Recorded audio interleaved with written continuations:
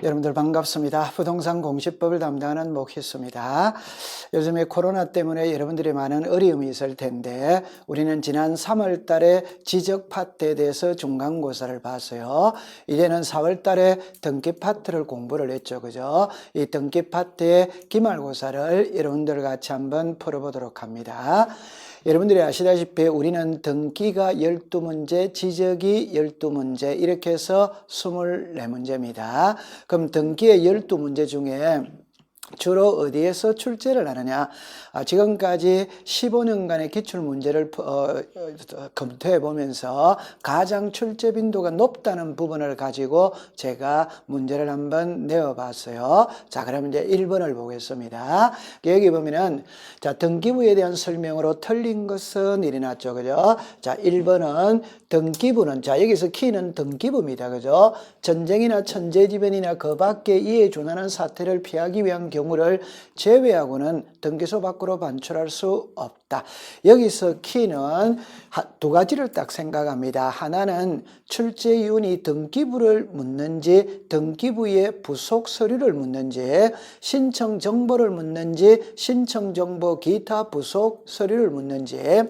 반출에서는 두 가지로 나누죠. 하나는 등기부와 부속 서류, 하나는 신청 정보 기타 부속 서류죠. 그죠? 이때 등기부는 전쟁 천재지변 이외에는 반출할 수 없습니다. 그러나 신청정보 기타 부속 서류는 법원의 명령 촉탁이 있거나 수사기관의 영장으로 반출할 수 있죠.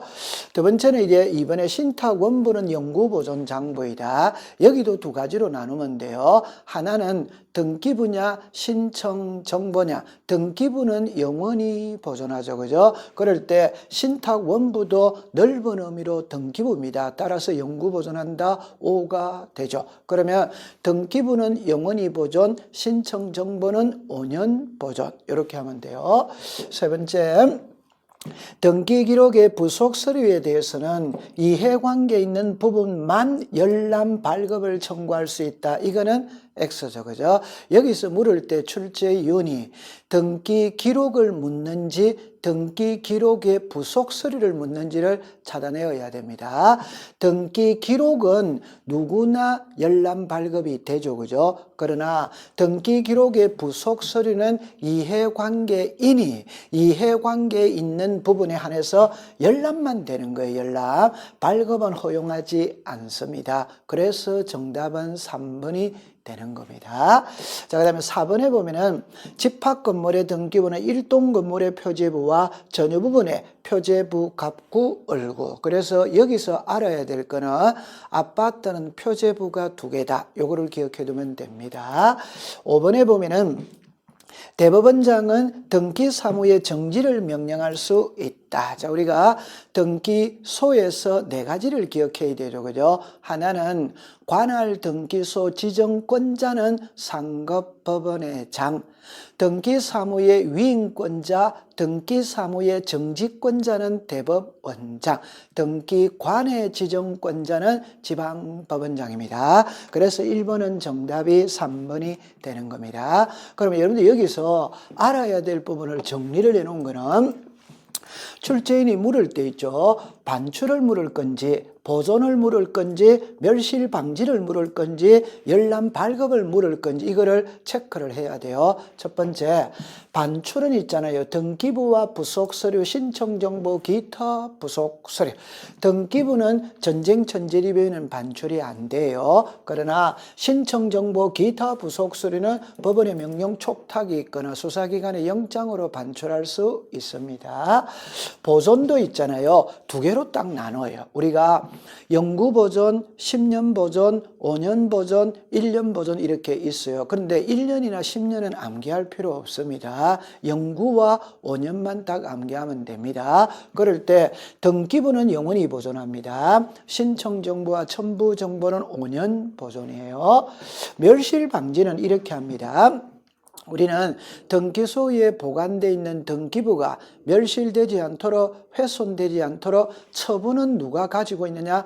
대법원장이 가지고 있어요. 이걸 위임을 하는 거예요. 그럴 때 등기부와 관련된 건 법원행정처장에게 위임을 하고 신청정보와 관련된 건 지방법원장에게 위임을 하는 겁니다.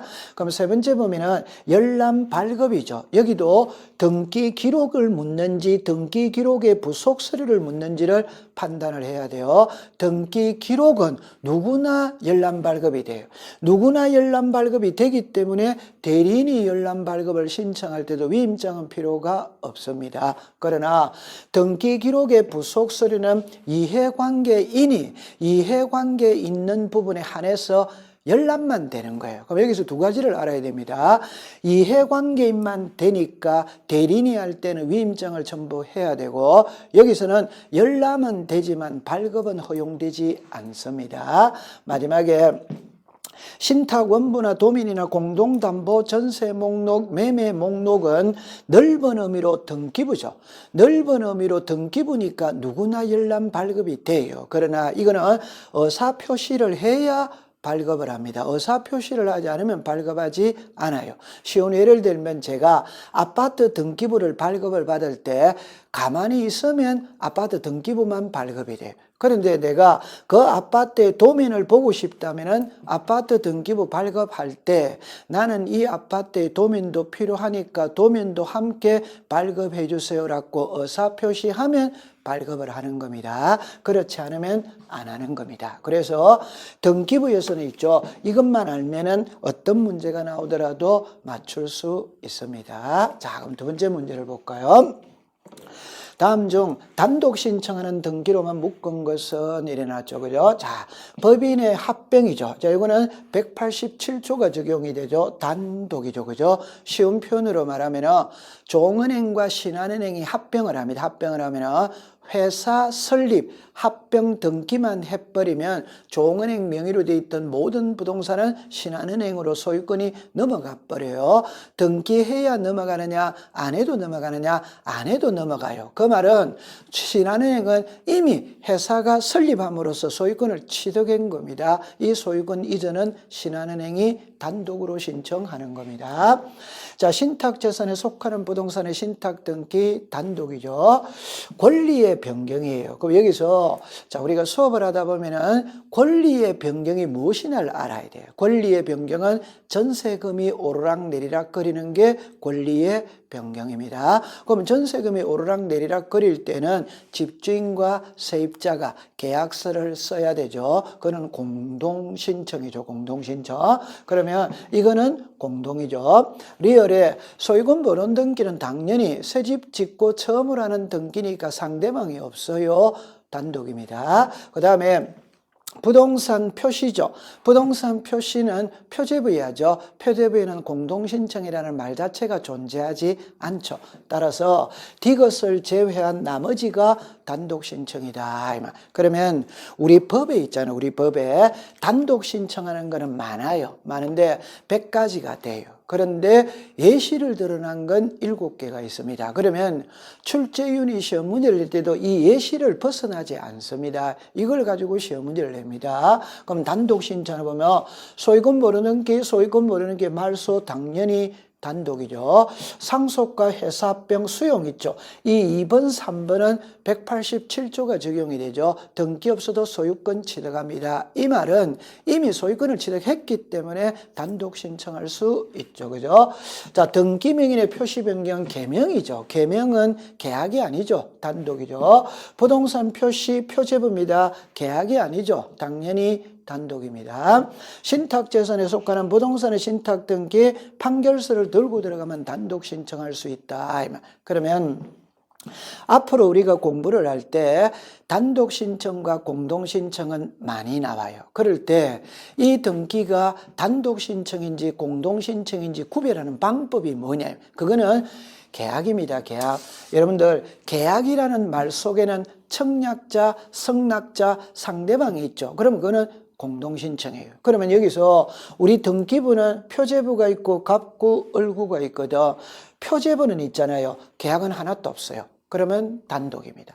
을구는 전세와 저당과 임대차죠. 전부 다 계약이죠. 전세 계약이죠. 임대차도 계약이죠. 저당권도 계약입니다. 고로 표제부는 공동신청이 하나도 없고 을구는 전부 다 계약이니까 전부 다 공동신청이에요. 그럼 이제 문제는 갑구입니다. 갑구는 소유권이죠. 그럼 우리가 예를 들어서 매매, 교환, 정려, 계약이죠. 그럼 그건 공동신청이에요. 수용입니다. 상속입니다. 이런 건 우리가 토지 수용이죠. 이거는 계약 아니죠. 상속도 계약 아니죠. 계약 아니면은 전부 다 단독 신청이 되는 겁니다. 그럴 때 요 위에 7개의 제목만 알아두시면 되는 겁니다. 자, 그 다음에 세 번째를 보면은 첨부 정보가 틀린 것은 일어났어요. 여기서 이 첨부 정보라는 것은 이런 표현이죠. 신청 정보와 첨부 정보. 그러면 신청 정보는 우리말로 말하면 신청서, 첨부 정보는 첨부 서류, 신청서에 플러스 시키는 서류들을 말하는 거예요. 그거는 법에서 명문으로 7개를 정해놨습니다. 그러면 처음에 등기 원인을 정리하는 정보는 우리말로 말하면 계약서입니다. 그게 첨부 정보입니다. 그 다음에 등기 원인의 제3자의 허가동의 승낙서로, 여기서 제3자의 허가동의 승낙서가 자 토지거래 허가구역에서 매매하죠. 그럼 허가서 첨부해야 되죠. 그죠? 미성년자가 부동산을 처분하기 위해서는 법정 대리인의 동의서를 받아야 되죠. 그럼 동의서를 첨부해야 됩니다. 임차인이 임차권을 이전할 때는 임대인의 동의서 또는 승낙서를 받아야 됩니다. 그럼 승낙서를 첨부해야 됩니다. 그 다음에 등기상 이해관계 있는 제3자, 항상 법학에서 이해관계인이라는 말이 딱 들어가면 이해관계인은 불이익 보는 쪽입니다. 불이익 보는 쪽에 반드시 승낙서가 들어가야 돼요. 그 다음에 불이익 보는 쪽은 승낙서를 써주지 않으면은 소송을 걸어서 판결서를 들고 들어가면 되는 거예요. 따라서 이해관계인이라는 표현이 딱 뜨면 승낙서 또는 판결서, 이게 항상 같이 가는 겁니다. 그 다음에 4번에 법인이 있죠. 여기서 알아야 될 거는 법인이 등기를 신청하느냐, 대표자가 등기를 신청하느냐, 대표자가 등기를 신청하죠. 그러면 대표자임을 증명하는 정보를 첨부해야 됩니다.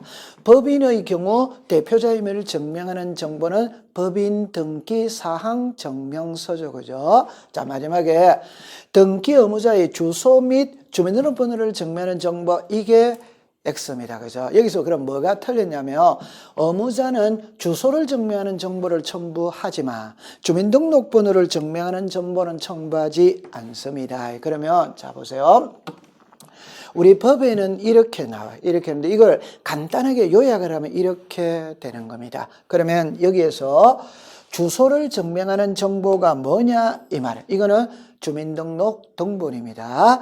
자, 주민등록 번호를 증명하는 정보가 뭐냐? 이것도 역시 주민등록 등본입니다. 주민등록 등본은 용도가 다양해요. 두 번째, 그러면 주소를 증명하는 정보를 왜 제출하느냐? 주소를 알기 위해서. 왜 알아야 되느냐? 등기가 끝나고 난 다음에 과세 자료를 보내야 되기 때문에 알아야 돼요. 따라서 매도인은 양도세, 매수인은 취득세, 둘 다 세금 내는 거예요. 그러면 둘 다 제출합니다. 그런데 여기서 주민등록번호는 꼭 기억합니다. 주민등록번호는 등기부의 이름이 올라갈 때만 필요합니다. 올라가지 않으면 필요하지 않아요. 그러면 의무자가 등기부에 이름이 올라가느냐, 권리자가 올라가느냐? 당연히 권리자가 올라가요. 그러면 권리자는 성명, 주소, 주민등록번호를 써야 돼요. 그러면 여기에 썼던 주민등록번호가 진짜인지 가짜인지를 확인해야 됩니다. 그래서 제출하는 게 주민등록번호예요. 그럼 결론은 의무자는 주소를 증명하는 정보를 제출하지만 주민등록번호를 증명하는 정보를 제출하지 않습니다. 또 하나 더 알아야 돼요. 의무자는 주소를 증명하는 정보를 제출하는데 이때는 소유권 이전일 때만 한다. 소유권이 이전되지 않으면 할 필요는 없다. 고래 기억해 두면 됩니다. 자, 그 다음에 자, 등기가 실행되었을 때 직권으로 말소할 수 없는 일이죠. 이거는 포괄적으로 이렇게 해야 돼요. 자, 부동산 등기법 제29조에는 각하사유가 있죠. 그 각하사유의 2번이 사건이 등기할 것이 아닌 경우입니다. 사건이 등기할 것이 아닌 경우라는 말은 등기 대상이 아니에요. 등기 대상이 아닌데 등기가 이루어져 버렸다. 그러면 등기관이 직권으로 말소합니다. 그럼 여기서 직권으로 말소할 수 없는 거라는 말은 등기할 수 있는 거를 골라라 이 소리예요. 직권으로 말소할 수 있다는 말은 등기할 수 없는 것을 골라라는 소리고, 직권으로 말소할 수 없다는 말은 등기할 수 있는 것을 고르세요 이 뜻이에요. 그러면 1번에 수인의 가등기를 1인이 자기 지분만의 본등기. 자, 이게 30회 때도 여기서 시험에 나왔고 28회 때도 여기서 나왔어요. 지분의 본등기가 되냐 안 되냐? 당연히 되죠. 그죠? 되죠. 그러면 답은 1번입니다. 1번은 등기 대상입니다. 그러면 2번에 보면은 지분의 소유권 보존등기가 되냐? 안 되죠. 그죠? 자, 3번에 전유 부분은 대지 사용권과 분리 처분할 수 있냐? 안 되죠. 그죠? 그래서 우리가 전유 부분과 대지 사용권은 분리 처분할 수 없다. 그 다음에 4번에 보면 이렇게 나왔어요. 관공서 또는 법원에 촉탁으로 하여할 등기를 신청을 했다. 여러분들 압류나 가압류나 가처분회나 경매는 촉탁으로 하는 겁니다. 그걸 신청을 하면 받아주지 않는 거예요. 그 다음에 5번에 하천의 임차권이 되냐? 안 되죠. 여러분들 하천은 강입니다. 강은 공공성이 강해요. 개인에게 사용권을 주면 안 되는 거예요. 그러면 우리 등기법에 있잖아요. 법조문에 사건이 등기할 것이 아닌 경우 이래가 예시를 13개를 들어놨어요. 근데 저는 플러스를 좀 시켜서 19개입니다. 19개. 19개인데 이것만 맞추면은 여러분들이 본 시험에 가면 2개를 맞출 수 있어요. 2문제를 맞출 수 있어요. 다른 표현으로 말하면은 우리가 등기법을 배울 때 제일 중요한 거는 이게 등기 대상이냐 아니냐 이 말입니다. 자, 여기서 등기 대상 아닌 거예요. 아닌 거 19개를 공부해 보겠어요. 1번에 등기 능력이 없는 물건이거나 권리 당연히 안 되죠. 여기서 등기 능력 없는 물건이라는 말은 비닐하우스나 가설 건축물이나 컨테이너나 이런 거는 등기할 수 없죠. 그죠? 자, 등기할 수 없는 권리죠. 그러니까 우리가 점유권이다, 유치권이다, 동산질권이다, 분묘기지권이다, 특수지역권이다, 토지통행권이다 이런 거는 등기가 안 되는 거예요. 자, 그 다음에 이거는 답이 나와 있죠. 법령에 근거가 없는 특약. 특약은 누구나 맺을 수 있지만 그 특약은 법에 근거가 있어야 됩니다. 없으면 당연히 안 되겠죠. 자, 그 다음에 여기에 3개와 여기에 4개가 있는데 이게 제일 중요한 거예요. 그럼 이것도 중요한데 우리가 민법에서도 많이 접하죠. 자, 전유 부분과 대리 사용권은 분리 처분할 수 없죠. 저당권과 비담보채권 분리 처분할 수 없어요. 요역지와 지역권 분리 처분할 수 없어요.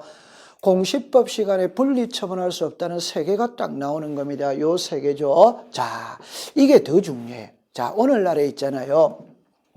과거에는 우리가 아파트를 사면 남편 단독 명의로 등기하잖아요. 근데 요즘에는 전부 다 남편과 아내 공동 명의로 등기하죠. 요즘에는 공동 소유가 대세입니다. 대세.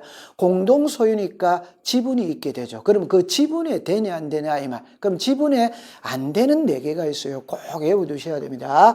지분의 소유권 모르는 게 안 되죠. 상속 지분만의 상속 등기 안 돼요. 지분의 용익권을 설정할 수 없어요. 여러분들 용익이라는 것은 지상권이다, 지역권이다, 전세권이다, 임차권이죠. 지상권 토지를 사용합니다. 지역권 토지를 사용합니다. 전세권은 부동산을 사용하는 거예요. 임차권은 부동산을 사용하는 거예요.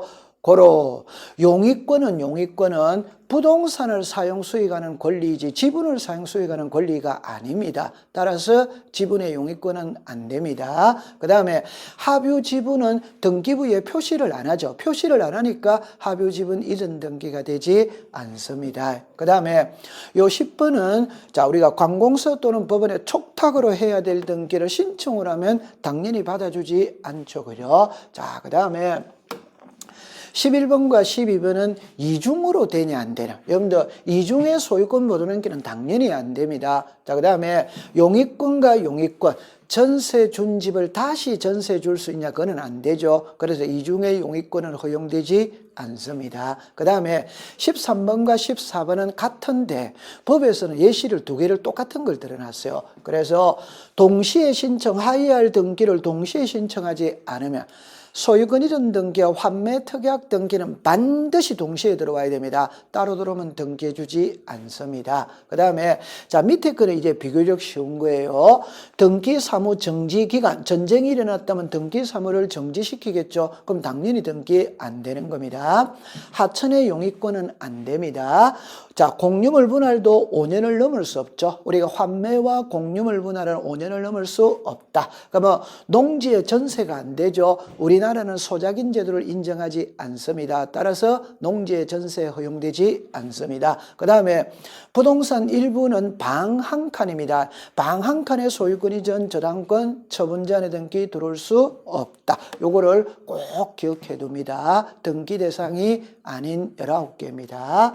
자, 그 다음에 이제 5번에 등기 절차에 대한 틀린 거죠. 그죠? 자, 1번에 보면 성소한 등기 의무자가 등기 신청의 소유권 이전 등기를 마친 후 등기 권리자에게 등기 완료 통지를 한다. 여기서 키는 성소한 등기 의무자가 판결서를 가지고 소유권 이전 등기를 단독 신청하며 등기 권리자 명의로 등기가 되었지만 권리자가 신청을 하지 않았기 때문에 등기 필정본은 작성하지 않죠. 그 대신 등기가 끝났다는 것을 알려줍니다. 그게 등기 완료 통지죠. 두 번째, 가등기 명인이 가등기를 단독으로 말소할 때 가등기 명인의 인가. 여러분들 가등기 때 물건이 변하느냐 본등기 때 물건이 변하느냐 본등기 때 물건이 변합니다. 그러면 당연히 본등기 합니다. 그런데 본등기 안 하고 스스로 말소해로 왔거든. 그럴 리 없죠. 그러니까 본인인지 아닌지 확인해야 돼요. 인감 들고 가야 돼요. 자, 요 3번은 올해 법이 개정된 겁니다. 올해 2020년도에 등기원인 일자 접수번호가 동일한 신탁 등기는 합필할 수 있다. 어디서 이 말은 들어봤어요? 저당권 X입니다. 등기원인 일자 접수번호가 동일한 저당권 O죠. 그죠? O.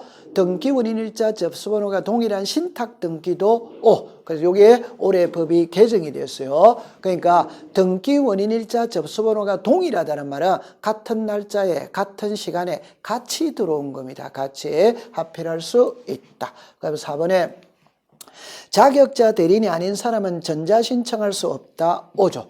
방문 신청의 대리인은 제한이 없으나 전자신청의 대리인은 자격자 대리인, 즉 변호사 법무사만 대리인이 될 수 있습니다. 변호사 법무사 아닌 자는 전자신청의 대리인이 될 수 없어요.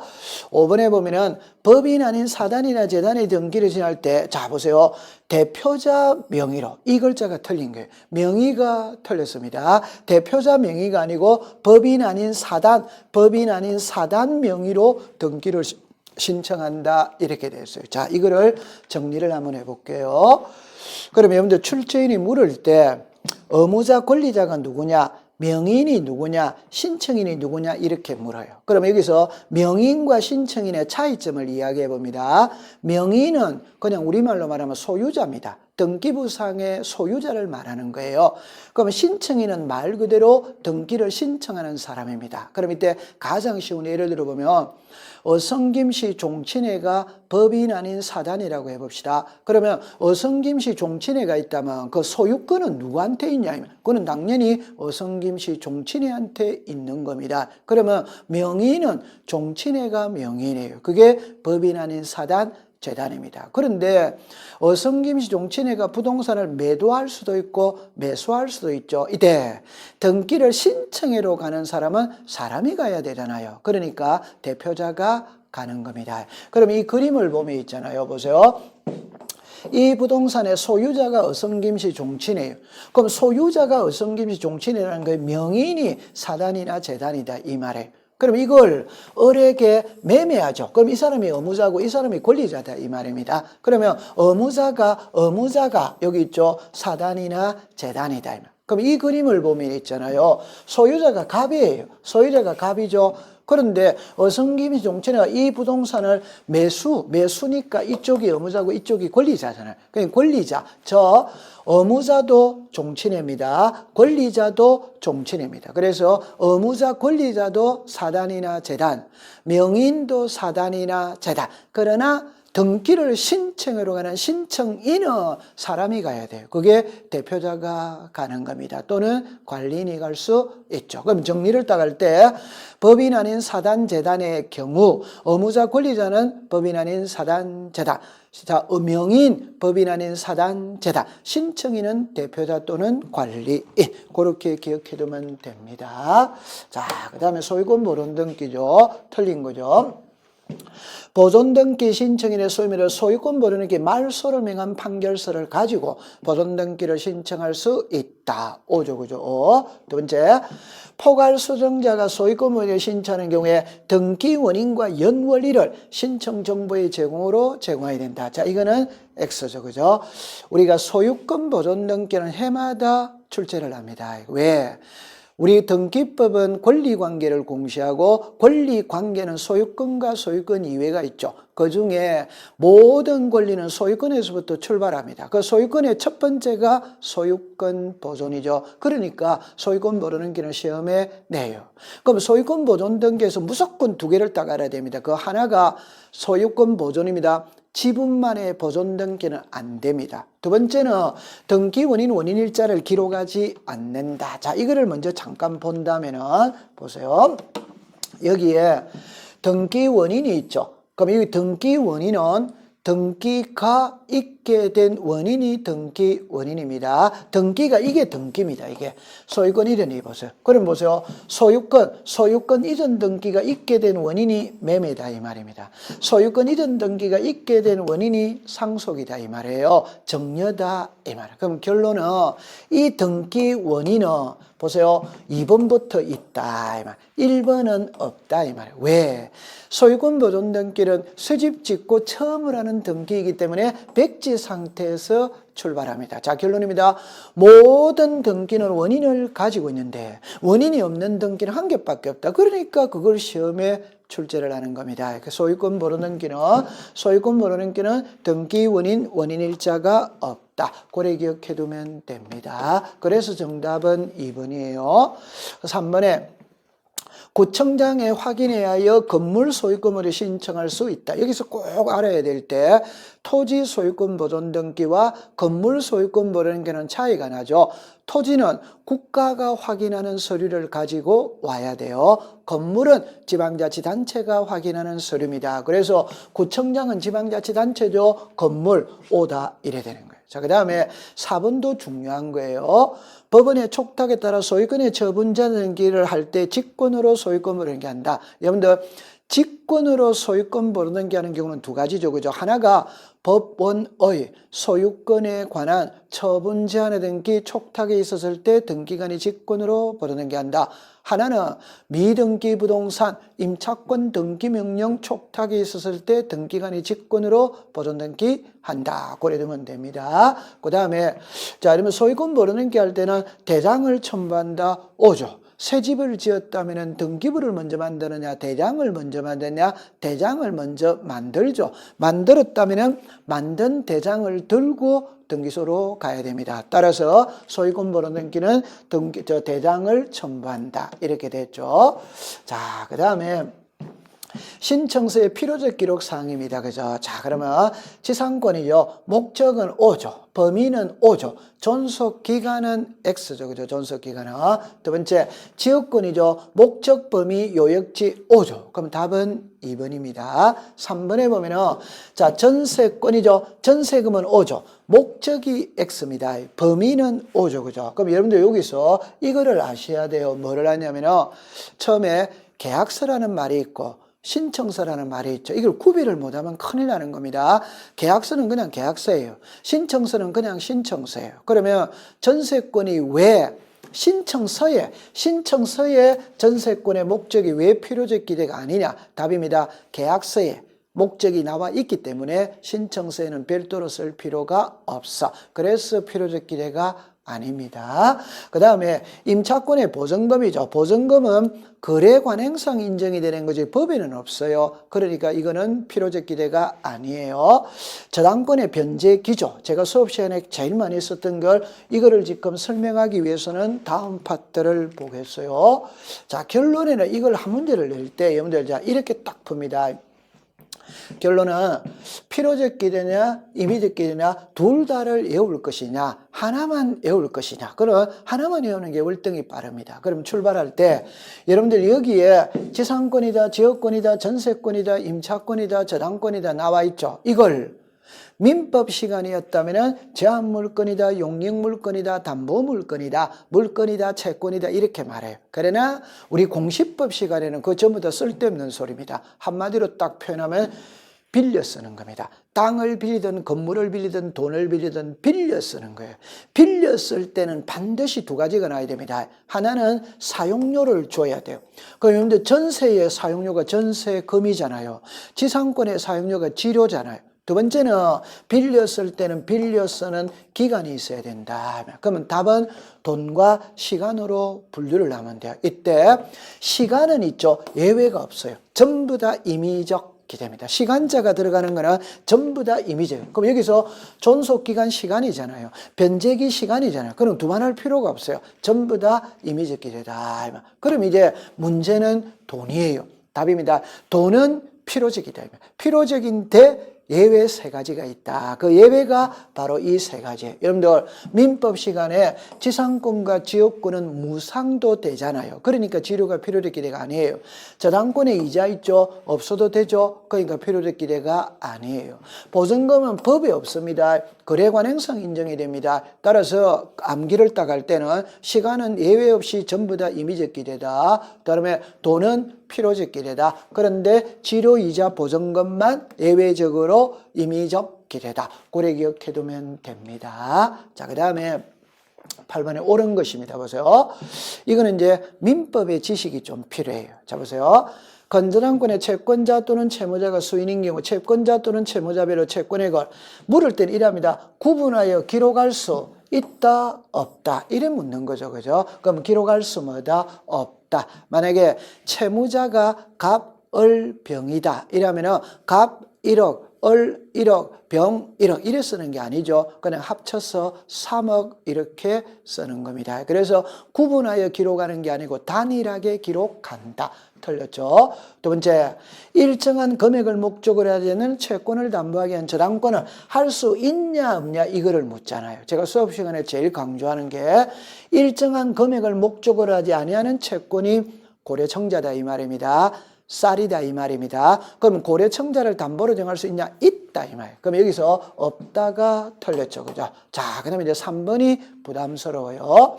건전한권의 비담보 채권이 확정되기 전에 이를 원인으로 하는 이전 등기는 할 수 없다. 이게 오입니다. 오인데 이 이래를 해독을 잘해야 돼요. 이게 채권 양도입니다. 그러면 채권 양도를 원인으로 하는 것은 이전할 수 없고 계약 양도를 원인으로 해야 된다 이 뜻이에요. 법에 이렇게 나와요. 자, 이거를 풀이를 한번 해보겠어요. 자, 보세요. 일단 물을 때 이전 등기를 묻는지 변경 등기를 묻는지를 먼저 찾아내어야 됩니다. 그럼 이전은 건저당권자가 을이죠. 그럼 을이 병한테 넘기는 것은 이전입니다. 이전. 그런데 채무자가 달라진다, 채권액이 달라진다, 이게 달라지는 것은 이전이 아닙니다. 변경입니다. 변경. 자, 두 번째, 이 건저당권자가 을이에요. 그럼 을이 병한테 이전한다는 말은 자 보세요. 3억은 너가 대신 받아가라 이 말이에요. 너가 대신 받아가라 이게 채권 양도입니다. 그럼 여기서 글자를 보세요. 비담보 채권이 확정되기 전이냐 후냐 이게 확정이 돼 있다면 3억은 너가 대신 받아가라 이러니까 채권 양도가 된다 이 말. 그런데 이게 아직 확정이 안 되어 있어요. 확정이 안 되어 있다면 채권액이 없죠? 그럼 채권 양도가 안 되는 거예요. 그럴 때는 등기 원인은 계약 양도를 원인으로 한다. 이 말. 그래서 비담보 채권이 확정되기 전에 등기 원인은 계약 양도, 확정된 후에는 채권 양도. 자, 그 다음에 비담보 채권의 여기는 이제 채무자 변경이죠. 자, 여기 보세요. 채무자는 갑이죠. 갑이 A에게 채무를 넘길 수 있다. 그럼 가장 쉽게 해볼게요. 갑이 채무자입니다. A에게 넘긴다는 건 답입니다. 3억은 내가 대신 갚아줄게. 3억은 내가 대신 갚아줄게. 이게 채무를 인수하는 겁니다. 인수. 그런데 이게 아직 확정이 안 돼 있다면 채권액이 없잖아요. 그럼 채무 인수가 안 되는 거예요. 그럼 등기 원인은 계약 인수를 원인으로 한다. 그럼 여기서 결론은 이게 결론입니다. 결론입니다. 비담보 채권이 확정되기 전에는 계약 양도는 할 수 있어. 채권 양도는 할 수 없어. 그럼 여기서 해독을 할 때 비담보 채권이 확정되기 전에 일을 없다잖아요. 그러면 채권 양도를 할 수 없다 이 뜻입니다. 그러면 계약 양도는 할 수 있다 이래 돼야 돼요. 법에는 이렇게 나옵니다. 그러면 요 일을 해독을 잘해야 돼요. 요게 채권 양도입니다. 자, 그 다음에 4번에 이것도 의외로 제가 색깔을 칠해놨기 때문에 답이 나오지만 일반인들은 공동담보 목록은 5개만 외웁니다. 그걸 등기관이 작성한다는 것은 암기를 안 하는 거예요. 여러분들 공동담보 목록은 신청인이 작성하는 게 아닙니다. 등기관이 작성합니다. 그래서 X가 됩니다. 그 다음에 공유 지분의 저당권은 없다가 아니고 있다죠. 그죠? 지분에 당연히 저당권, 소유권, 처분에 대한 등기 할 수 있습니다. 그래서 정답은 3번이 되겠네요. 자, 그 다음에 이제 보죠. 신탁 등기죠. 보세요. 수탁자가 여러 명의 경우 등기관은 신탁재산의 합유인 것을 기록한다. 5죠. 그럼 출제인이 시험 문제를 낼 때는 합유 아니면 공유죠. 그럼 이걸 합유라고 쓰면 O, 공유라고 쓰면 X. 둘 중에 한 개밖에 없어요. 자, 두 번째. 등기관이 권리의 이전 등기와 함께 신탁의 등기를 할 때는 하나의 순위번호 5죠. 그죠? 순위번호는 한 개만 부여하죠. 조금 이따가 다시 볼게요. 두 번째. 여러 개의 각 부동산에 관하여 일관하여 신청할 때 각 부동산마다 신탁 원부, 쉽게 표현해 보면 부동산을 10개 맡기면 신탁 원부도 10개 들어와야 됩니다. 5죠. 그 다음에 수탁자 중 1인이 임무가 종료해 나머지 수탁자의 임무가 종료된 수자 공동으로 합유 명인 변경 등기. 자, 여기서 중요한 거는 뭐냐면 여기가 합유죠. 만약에 여기가 공유였다면 이거는 소유권 이전이 됩니다. 소유권 이전이 되는 거예요. 다른 표현으로 말하면 이 말이죠. 공유 지분이 달라졌을 때는 소유권 이전 등기를 합니다. 그러나 합유는 지분이 등기부에 표시가 안 돼 있어요. 그러면 합유자가 10명에서 1명이 사망을 했다면 9명으로 지분이 달라졌죠. 지분이 달라졌지만 지분을 등기부에 표시를 안 하기 때문에 소유권 이전을 할 수 없어요. 그때는 10명에서 9명으로 합유 명인 변경 등기를 한다 이 말입니다. 그 다음에 5번에 신탁 등기 해당 신탁으로 인한 이전 등기와 신청 정보는 자 여기 보세요. 각각 작성한다. 이게 틀렸죠. 각각이 아니고 하나죠. 그러면 여기서 보세요. 순위번호가 하나입니다. 신청서도 하나입니다. 자 이걸 풀어보러 가는 거예요. 자 그러면 여기서 꼭 기억해 둘 때 이렇게 기억해 둡니다. 답을 내놓고 해봅시다.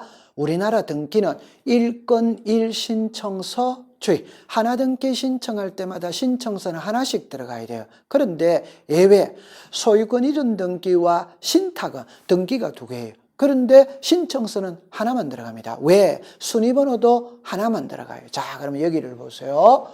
이 부동산의 소유자가 갑입니다.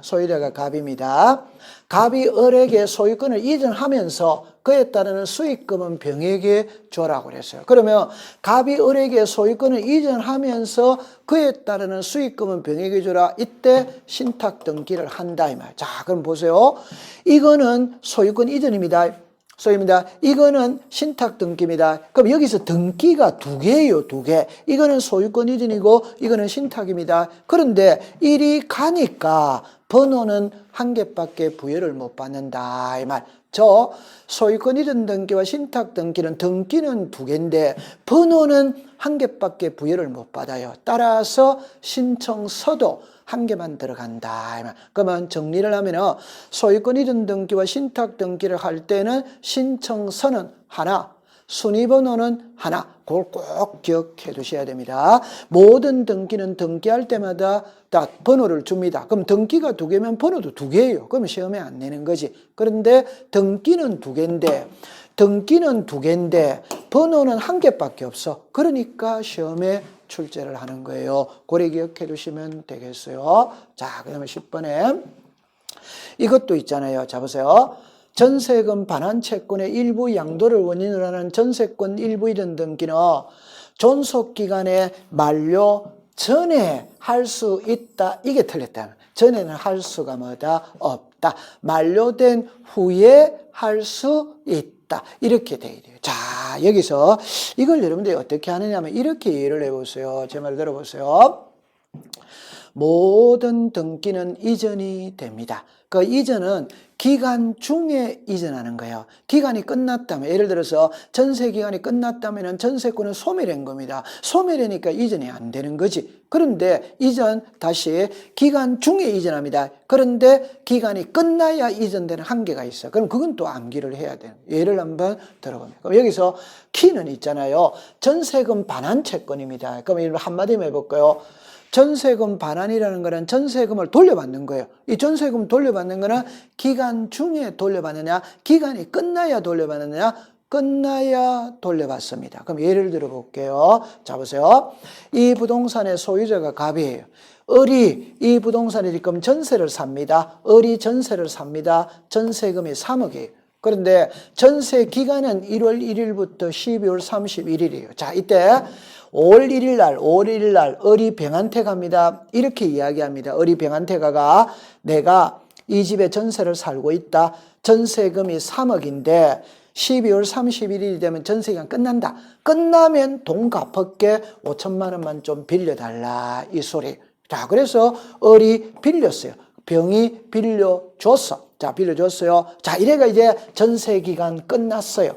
끝났다면은 을은 전세금 돌려받고 말소 등기를 해주면 됩니다. 이 양자가 동시행 관계에 있다. 그런데 집주인이 전세금을 안 빼주는 거예요. 전세금을 안 빼주니까, 저 보세요. 을이 돈을 못 갚잖아요. 돈을. 그러니까 을이 5천만 원은 너가 대신 받아가라. 이전을 해줄 수 있냐냐 이 말. 그럼 정리를 하면 전세 기간이 끝났는데 집주인이 전세금을 빼어주지 않으니까 세입자가 5천만 원은 너가 대신 받아가라 해줄 수 있냐? 있다면 이거는 기간이 끝나야만이 할 수 있습니다. 왜? 전세금을 돌려받는 거는 끝나야 돌려받는 거잖아요. 그러니까 만료 후에, 여기 보세요. 만료 전에는 할 수 뭐다? 없다. 그럼 만료 후에 할 수 뭐다? 있다. 이렇게 돼줘야 되는 거예요. 그러면 출제인이 말장난을 칠때 이래야 됩니다. 전에는 없다. 그럼 여기다가 만약에 후에는 이라면 있다. 이렇게 되는 겁니다. 그래서 이게 답이에요. 됐죠? 그럼 이번에 보면은 유정으로 인한 소유권 이전 등기는 상속 등기를 거치지 않고, 자, 여러분들 키는 이거죠. 우리가 유정도 2가지로 구분을 해야죠. 하나는 등기된 부동산이냐, 미등기 부동산이냐. 등기된 부동산은 상속 등기를 거치지 않습니다. 미등기 부동산 특정 유정은 상속 등기를 거치고 가죠. 그럼 여기서 등기됐다 안 됐다는 표현 없죠? 그럼 당연히 등기된 거죠. 그죠? 미등기는 미등기라는 표현을 써줍니다. 이미 등기돼 있다면 그런 표현은 사용하지 않죠. 3번도 중요한 거예요. 공유물 분할 약정의 변경 등기는 공동으로, 그럼 항상 시험에 낼 때 출제인이 이걸 단독으로 고치는 게 시험 문제예요. 단독하면 틀립니다. 공동입니다. 풀 때는 공유물을 힌트로 딱 잡으세요. 공유물은 공동 소유자입니다. 그러니까 전원이 가서 해야 됩니다. 공동입니다. 그 다음에 4번에 말소에 대하여 등기상 이해관계 있는 제3자의 승낙이 있으면 제3자 명의의 등기는 직권으로 말소한다. 가장 쉬운 예를 들면 주등기가 말소가 되면 부기등기 권리자는 이해관계인이죠. 따라서 주등기를 말소할 때 부기등기 권리자의 승낙서를 전부 해야 됩니다. 그러면 그 부기등기는 등기관이 직권으로 말소하는 거죠. 5번에 부동산 일부 있죠. 일부자 딱 들어가면 도면을 첨부하죠. 한 필지 전부를 빌릴 때는 도면이 필요가 없죠. 일부를 빌릴 때, 여러분들 일부를 빌릴 때는 어느 부분을 빌리는지 표시를 해야 됩니다. 그러니까 도면을 제출하는 겁니다. 자, 그 다음에 이제 부기등기죠. 부기등기. 보세요. 옳은 것입니다. 등기명인의 표시는 개명이죠. 이해관계는 없죠. 부기등기죠. 전세권의 저당. 우리가 소유권의 저당은 주등기죠. 전세권의 저당은 부기등기죠. 가등기 이전이죠. 부기등기죠. 그죠? 소유권을 이전하는 것은 주, 소유권 이외를 이전하는 것은 부기등기죠. 자, 여기서 전부 말소회복 등기가 있다면 일부 말소회복 등기가 있죠. 일부 말소회복 등기는 부기등기, 전부 말소회복 등기는 주등기죠. 주등기. 그럼 이거는 X입니다. 그 다음에 특약이죠. 우리가 특약자, 약정자 들어가는 거는 예외죠. 전부 다 부기등기입니다. 부기등기. 그 다음에 자, 여기는 말소가 키입니다. 말소는 부기등기 자체가 존재하지 않습니다. 말소는 전부 다 주등기. 그럼 요거는 작년에도 여기서 시험 문제를 출제를 했는데 궁극적인 출제위원회의 답안이 있잖아요. 주등기 하느냐 부기등기 하느냐를 묻는 거예요. 그래서 우리 법에서 부기등기를 제가 정리를 해놨는데 자 보세요. 언제나 주등기 하는 겁니다. 그럼 소유권 보존, 소유권 이전은 말할 게 없죠. 그 다음에 3번, 4번은 너무 쉬운 겁니다. 우리가 멸실 등기 표제부여야 합니다. 부동산 표시 변경 등기 표제부여야 합니다. 표제부는 부기등기 자체가 없어요. 전부 다 주등기합니다.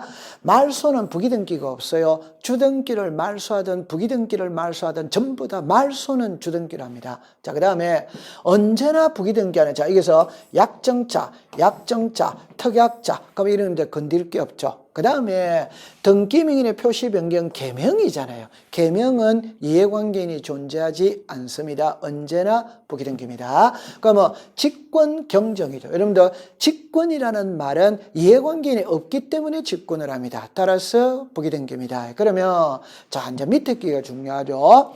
주등기도 되고 부기등기도 된다. 그래서 주등기와 부기등기. 자, 이러면서 이럴 때 다른 표현으로 하면 가등기와 본등기입니다. 그죠? 가등기와 본등기는 똑같아야 되죠. 그러니까 본등기가 주등기면 가등기도 주등기.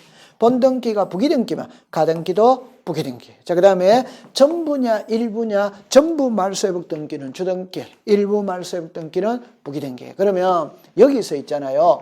시험은 이게 시험 문제. 근데 이 위에 거는 공부를 할 필요가 없죠. 왜? 답은 이거죠. 소유권. 결론은 소유권에 들어오는 등기는 전부 다 주등기로 하죠. 그죠? 그러면 소유권 이외, 이게 소유권 이외잖아요. 그럼 전부 다 부기등기죠. 쉽게 말하면 소유권 이전은 주등기죠. 소유권 이전은 주등기잖아요. 소유권 이전. 그러면 전세권 이전은 부기등기잖아요. 맞죠? 소유권에 저당이 들어오죠. 소유권에 들어오면 전부 다 전세권에 저당이 들어오면 부기등기죠. 이거는 문제될 게 없어요. 자, 그러면 여기서 이제 권리의 변경 경정이죠. 가장 우리 쉬운 건 이거잖아요. 이거. 이렇게. 1번에 전세금이 1억.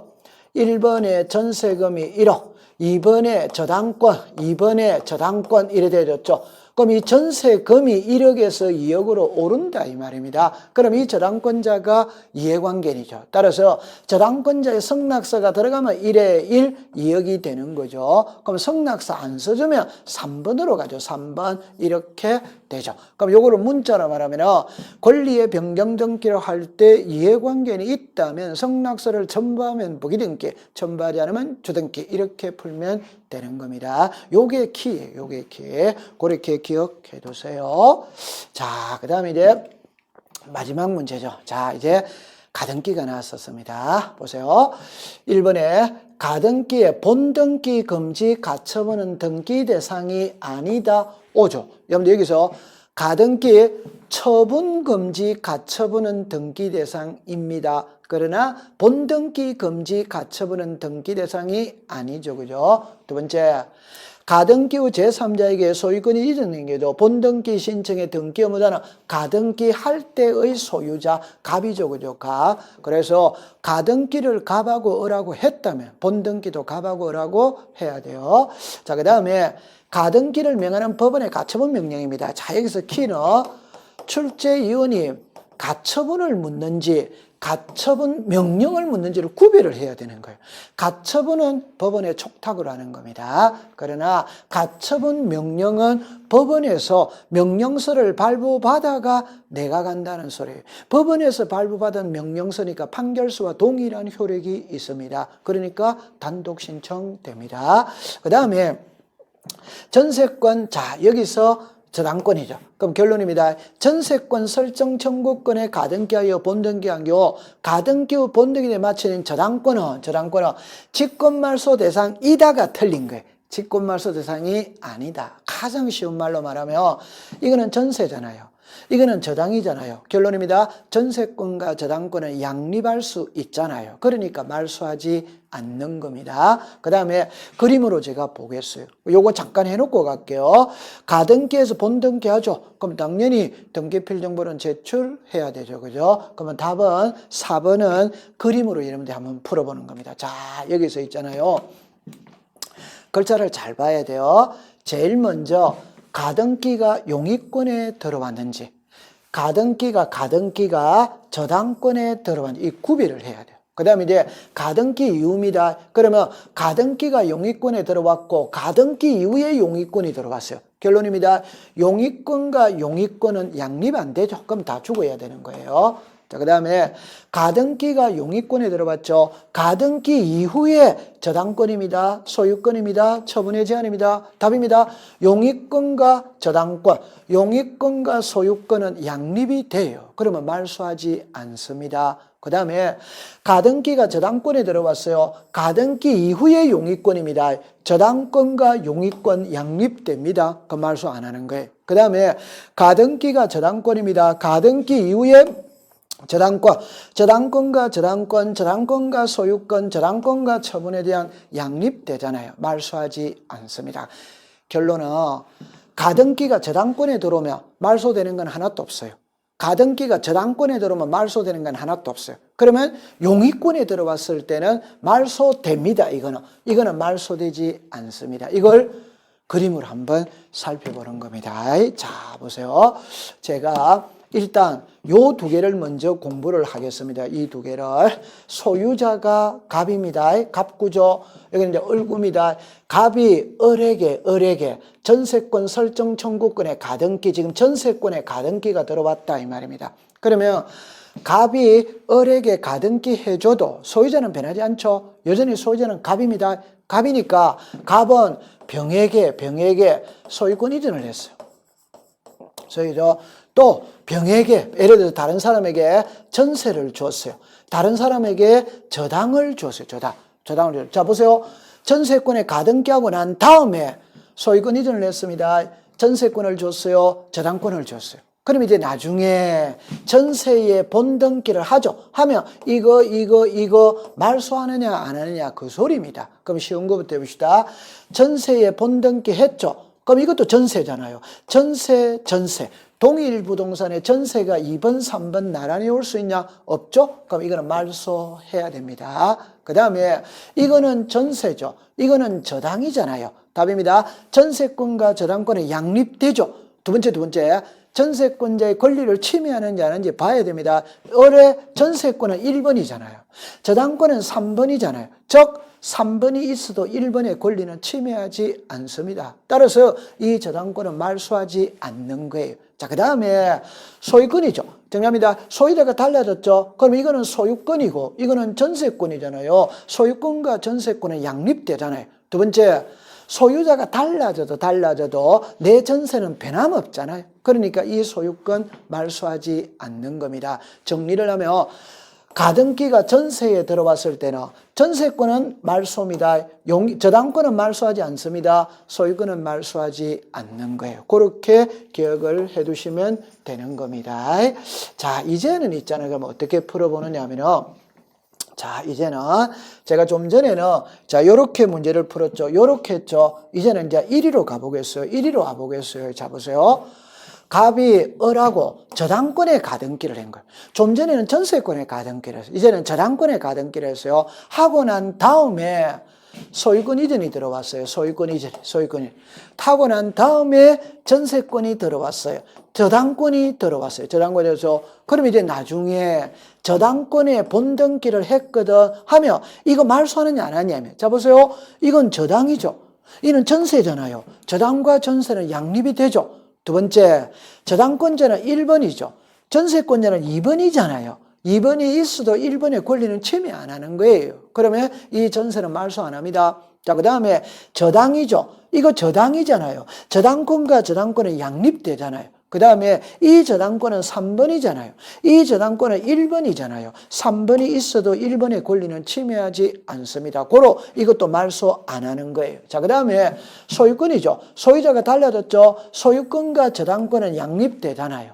소유자가 달라져도 내 저당권은 변함없잖아요. 고로 저당권에 가등기가 들어오면 용의권 말소 안 됩니다. 저당권 말소 안 됩니다. 소유권 말소 안 됩니다. 고로 저당권에 가등기가 들어와서 본등기하면 말소되는 건 하나도 없어요. 전부 다 말소 대상이 아니다. 이렇게 되어지는 겁니다. 그러면 앞전에 여기 답이 그러면 뭐냐 할 때 전세권이죠. 전세권과 저당권은 양립이 되잖아요. 그러니까 직권말소 대상이다 이라면 X가 됩니다. 직권말소 대상이 아니다 이렇게 해야 되는 거예요.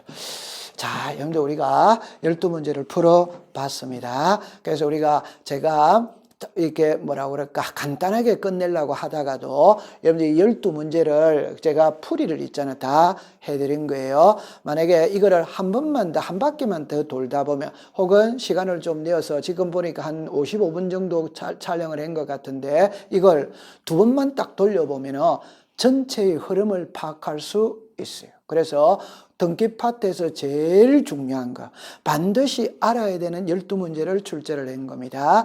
보니까 조금 난이도는 있어 보이네요. 결과를 보니까. 그래도 우리는 어느 정도 실력이 다 되어져 있으니까 이번 시험에는 12개 중에 5개만 맞추면 됩니다. 5개만. 그러니까 나중에 5월달이 되면 6개 맞추고, 그러면 나중에 7월달이 되면 8개 맞추고, 10월달이 되면 12개 맞추면 되는 거예요. 그럼 시험장에 가면 100점을 받을 수 있는 겁니다.